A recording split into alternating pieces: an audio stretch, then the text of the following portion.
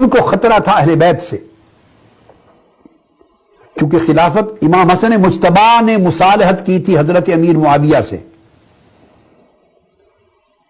اور اس مصالحت کے تحت خلافت پھر واپس امام حسن مجتبی کو جانی تھی،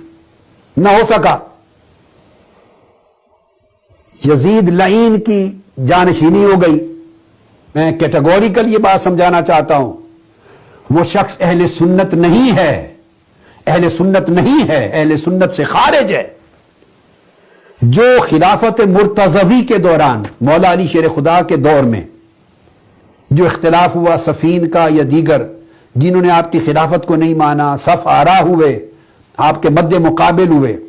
جو اس میں مولا علی شیر خدا کو حق پر نہ جانے اور سمت مخالف کو غلط نہ جانے، وہ اہل سنت ہی نہیں ہے۔ اور اس دور کے خطیب اور اس دور کے کئی لوگ غیر محتاط، زبان دراز، وہ سیدنا علی شیر خدا کو سب و شتم کریں گے، اہل بیت اطہار کے خلاف زبان درازی کریں گے۔ دیکھ رہی تھی نگاہ علی،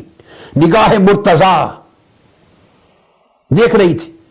کہ میرے خلاف جب ایک نئی حکومت قائم ہو جائے گی تو ان میں کئی لوگ سب و شتم کریں گے، مخالفت کریں گے،